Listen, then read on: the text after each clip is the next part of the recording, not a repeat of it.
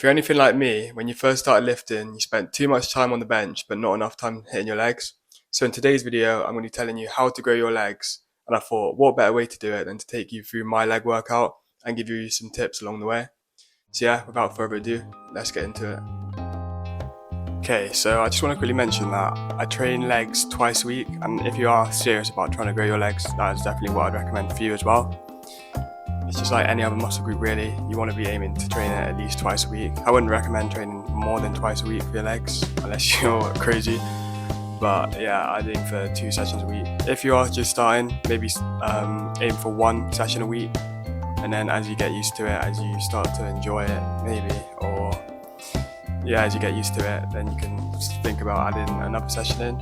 So yeah, the first exercise I do is an SLDL, which is like a hip hinge movement to hit the hamstrings, the glutes, and the erectors in the lower back. I mainly do it for the hamstrings, and I like to just get this one out of the way before I move on to the fun part. Not even the fun part, just like the important part of the legs, which is the quads, as you can see here.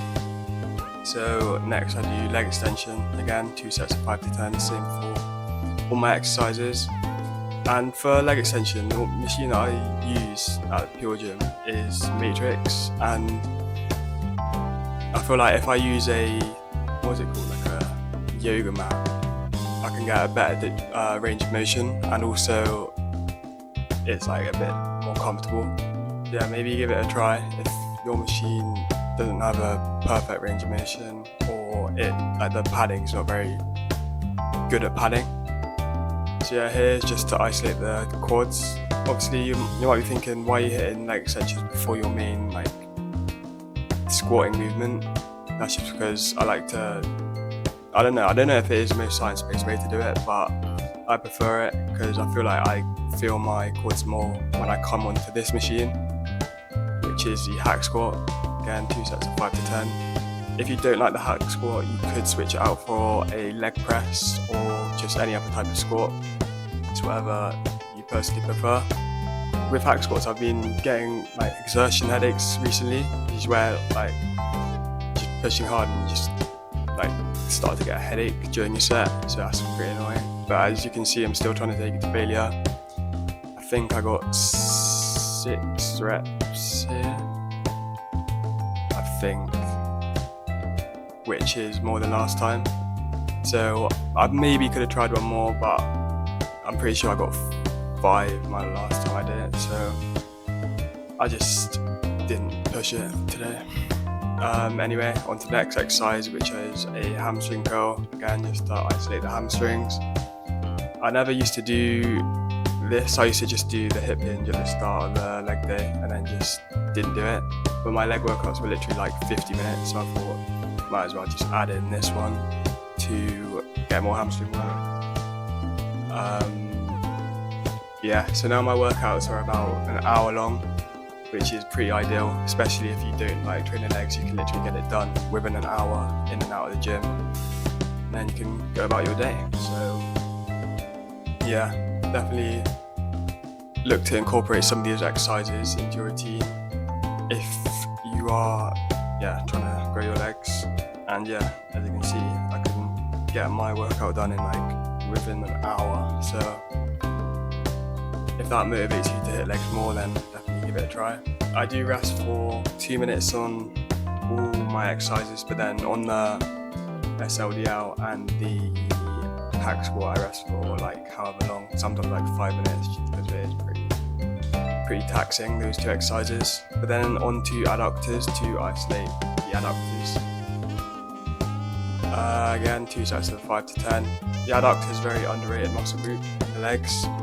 So yeah, if you are just starting, well, to be fair, I've always hit them, but if you are just starting and you feel like you'd be less likely to go to the gym if you had more exercises to do, maybe just focus on the others. But I definitely recommend adding these into your leg day if you are trying to maximize leg gains, because they make your legs look a lot bigger. And then on to the final movement, which is calf raises. I filmed this in 0.5, so my legs look like twigs, but you get the gist. 2 sets of 5 to 10 again here, just to isolate the calves. Nice and controlled. A lot of people, when they train in calves, they don't train them like all the other muscle groups. You want to keep it controlled. You want to explode on the way up and keep it controlled on the way down. That's what I like to think about. And yeah, as you can see, pushing it again to failure. So yeah, that's my full leg day.